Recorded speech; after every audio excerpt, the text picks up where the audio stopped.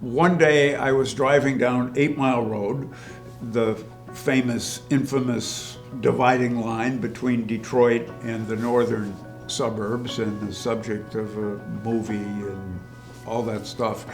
And out of the corner of my eye, I saw some sort of demonstration going on. Looked like some kind of protest activity, and I wanted to see what was going on. So I made a U-turn on 8 Mile Road. I was near a street called Greenfield. And at that intersection, at that time, there was a swimming pool, a privately owned swimming pool, that was open to white people only. And there was a protest underway about this racist, segregated policy of the swimming pool. So I figured out from the signs what it was about, and I said, well, I agree with those people. So I parked my car and went and joined the picket line. I didn't know anybody on the picket line. The news coverage that night on TV was enough to get my father to say, basically, throw me out of the house. So I became very independent, because that turned out to be the beginning of my becoming involved in the movement. We were rebels without causes who found causes. I go from a very local demonstration on 8 Mile Road into becoming involved with a national organization, and then ultimately becoming involved in an international movement to oppose the war. And I still carry with me to this day this sort of local, national, global perspective. We don't pay enough attention, it seems to me, to the aspect of violence, even though it's now staring us in the face in the reality that there's no safe place in the United States. Not a church, not a grocery store, not a school, not a concert. No place is safe, because the violence has proliferated to such a great extent that I now talk about living in a culture of violence in which we are trying to create a culture of peace.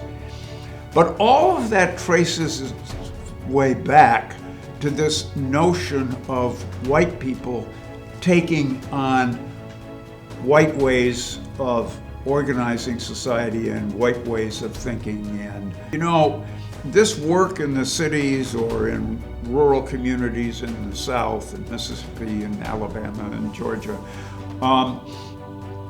is all in response to the problem of white supremacy and racial hierarchy that's created by white people.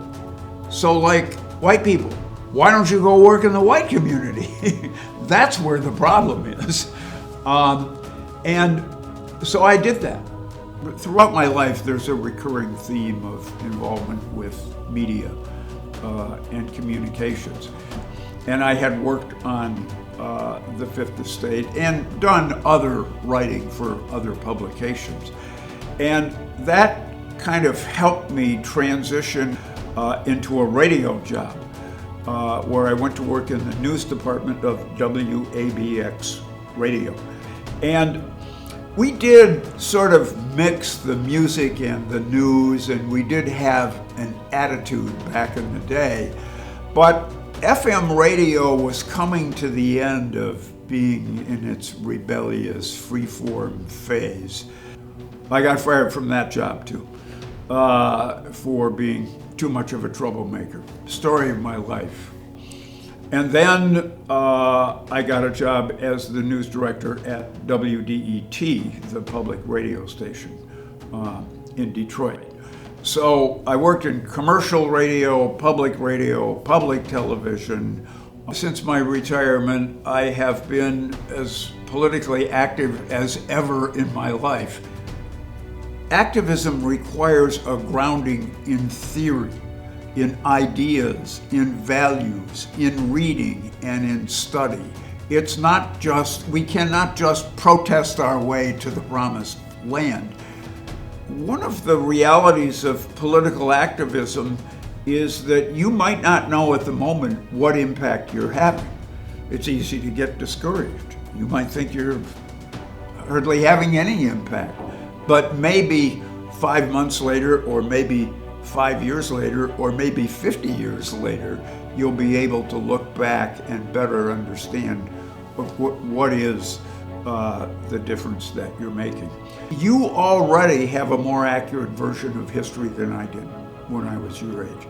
Because of the freedom movement, because of African American studies, because of movies that have been made and books that have been written, particularly by indigenous and African American scholars, you are starting with a far greater awareness than I did. I'm now finding myself, one, discouraged by how little progress has been made in that regard, and how much institutionally and systemically and individually white supremacy is still predominant. I actually like the term woke because I think I see people waking up. Because what's the alternative to being awake, being asleep, being oblivious, being in denial?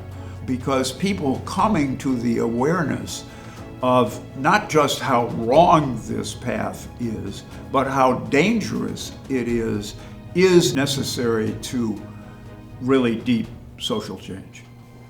I actually think the biggest lesson that I have learned in life is just how pervasive violence is in our society, and how essential it is to preserving all of the other systems of inequality and of hierarchy.